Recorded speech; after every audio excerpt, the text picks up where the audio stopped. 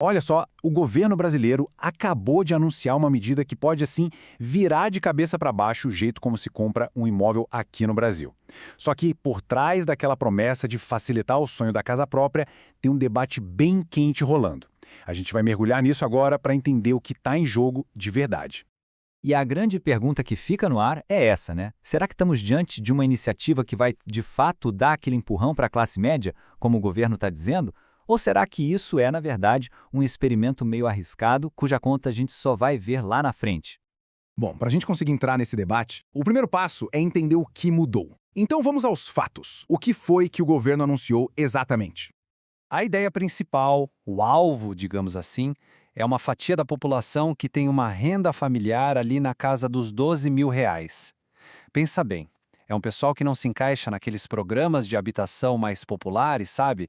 Mas que, ao mesmo tempo, rala bastante para conseguir crédito no mercado tradicional. Fica ali num limbo. E a primeira mudança, que já causa um impacto direto, está nesse número aqui. Olha isso. O valor máximo de um imóvel que pode ser financiado pelo famoso SFH, o Sistema Financeiro de Habitação, pulou de R$ 1,5 milhão para impressionantes R$ 2.250.000. É um salto e tanto. Tá, mas por que esse número é tão importante? É simples. Na prática, isso abre a porteira para muito mais gente conseguir usar o saldo do FGTS para dar de entrada no imóvel de padrão mais alto. Uma coisa que antes, com o limite antigo, era simplesmente impossível.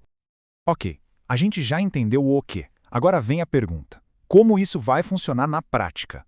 Vamos dar uma olhada nos detalhes, na engrenagem por trás dessa política toda. E aqui a gente consegue ver o efeito prático, lado a lado.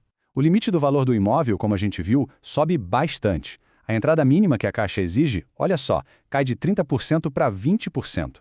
E ainda por cima estabeleceram um teto de juros de 12% ao ano. São, sem dúvida, mudanças bem grandes nas regras do jogo. Para a gente entender de onde vai sair o dinheiro para financiar tudo isso, a gente precisa falar de um termo que talvez não seja tão comum, o depósito compulsório. Imagina ele como uma grana de segurança, uma reserva, que os bancos são obrigados por lei a deixar guardada, paradinha, lá no Banco Central. E como é que isso funciona? É o seguinte, o governo foi lá e reduziu essa exigência do compulsório. Caiu de 20% para 15%. Na prática, o que acontece? Isso libera 5 pontos percentuais de um capital que antes estava, digamos, travado. E a condição é clara. Os bancos podem usar essa grana, mas têm que direcionar ela para financiar mais imóveis. Tem uma analogia que ajuda muito a entender isso. Pensa num grande reservatório de água. O que o governo fez foi como se ele tivesse aberto uma pequena comporta desse reservatório, sabe? E direcionou todo aquele novo fluxo de água, ou seja, de dinheiro, para irrigar a um campo específico, o do crédito imobiliário.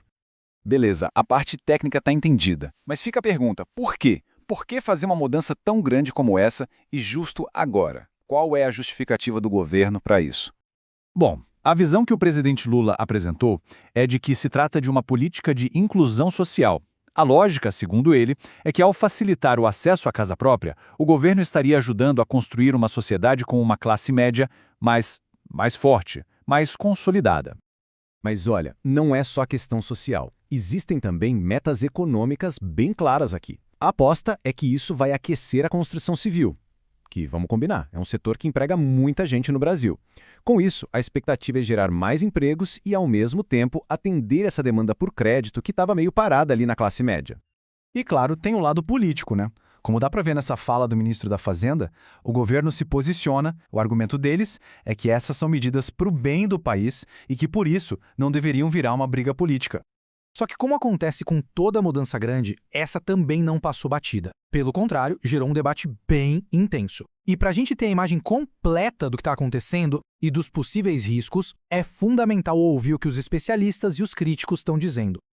Dá para resumir o debate em dois lados da moeda. De um lado, quem apoia a medida fala em mais crédito na praça, mais competição entre os bancos e, claro, um empurrãozinho na economia. Do outro lado, os críticos acendem um alerta para riscos que não são pequenos.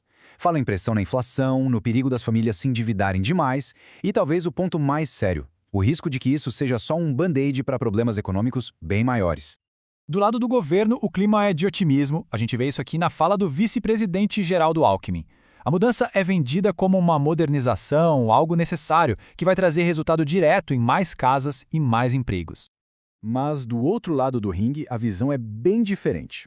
E essa crítica vem com uma analogia forte do economista Bruno Moza. É uma fala que questiona a base de tudo isso, sugerindo que o governo pode estar oferecendo uma muleta para um problema que, em primeiro lugar, ele mesmo teria ajudado a criar. Isso nos leva a um ponto central, talvez o mais delicado de todos. De onde vem, afinal, o dinheiro para tudo isso? A resposta é a caderneta de poupança. Ela é a espinha dorsal do sistema, e é exatamente para ela que os especialistas estão olhando com uma lupa. O que será que os números estão mostrando? E olha, esse gráfico aqui, ele meio que resume a principal crítica. É só bater o olho na diferença. De um lado, a gente tem a taxa básica de juros, a Selic, pagando um rendimento alto.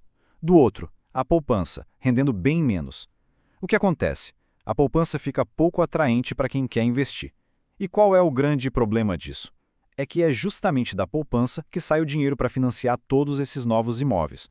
Então, o grande paradoxo é esse. O governo cria uma regra para usar mais dinheiro da poupança exatamente no momento em que o cenário econômico está praticamente gritando para as pessoas: tire seu dinheiro da poupança. O resultado disso, que as fontes apontam, são saques recordes. A gente está falando de dezenas de bilhões de reais saindo da caderneta.